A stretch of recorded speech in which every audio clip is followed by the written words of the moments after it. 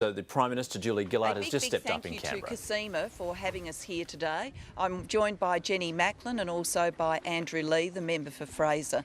And we've been able to talk this morning over a cup of tea about how difficult it can be for pensioners to make ends meet. We're here today talking to people about how they can make ends meet and some new assistance that's coming to help Australian pensioners. From tomorrow, pensioners will see more money in their bank accounts. 3.2 million pensioners will see more money arrive in their bank accounts over coming weeks. This is part of our clean energy assistance. What it means for a single pensioner is that they will see $250 extra turn up in their bank account. For a pensioner couple, they'll see $380 extra turn up in their bank account. And this assistance will be ongoing. They'll see more assistance next March and it will start to be paid fortnightly. This assistance is there to help people with the flow-through impact of putting a price on carbon. Of course, the carbon price isn't paid by individuals, it isn't paid by pensioners or by any other individuals, it's paid by big companies that generate a lot of carbon pollution. But it does mean that there will be some cost impacts that flow through, and the money is there to give people a helping hand. And because we know that pensioners find it hard to make ends meet, and we know that limited budgets can be really tight, we've calculated this assistance so millions of pensioners will come out better off. We want to make sure that pensioners aren't only assisted for the impact of carbon pricing, but that millions of pensioners will come out better off.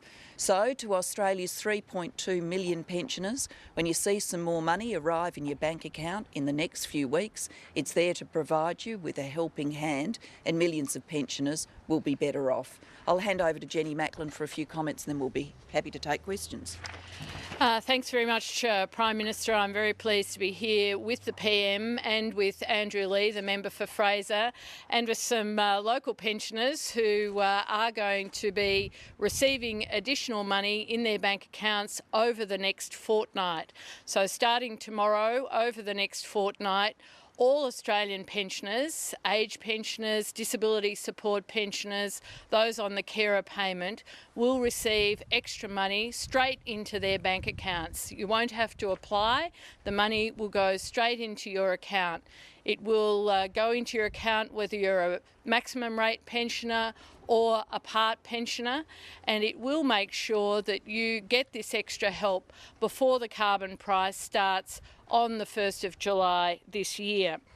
It has been estimated by the Treasury that the expected price impact of the carbon price on average for a single maximum rate pensioner is $3.90 a week, and we will be providing $6.50 a week in assistance to those single pensioners.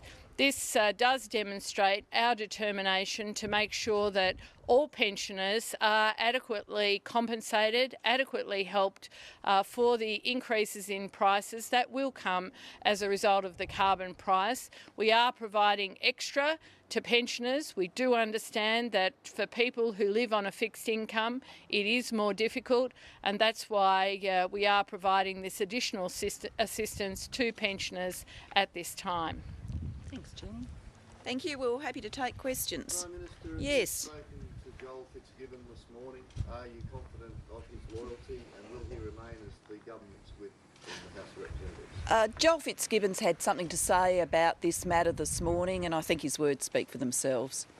So do you feel comfortable in your position, Prime Minister? Do you think you'll remain Prime Minister for long and you're not living on borrowed time? Just settle down and I'll be happily leading Labor to the next election. Have you spoken to Mr Fitzgibbon? Look, Mr Fitzgibbon's made a statement this morning and I think his words speak for themselves. Will you be discussing discipline in the next caucus meeting? Look, in caucus we'll be talking about issues important to the Australian nation. That's what caucus is for. When did you first find out about the decision to approve that enterprise migration agreement with Hancock? Look, I'm not going to talk about internal government processes. As a rule, I don't.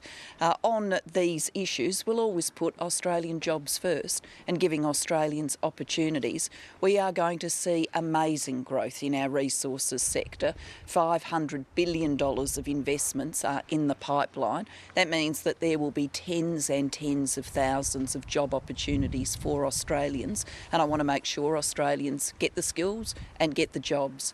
There will be some need for some foreign labour because of the sheer size and scale, but we'll always put Australian jobs first. Was your office consulted in the usual way? Look, I'm not going to talk about internal government processes, no matter how the question is phrased.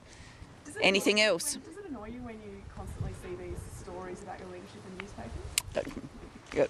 I've answered your question. Will you seek you to speak to Joel Fitzgibbon later today?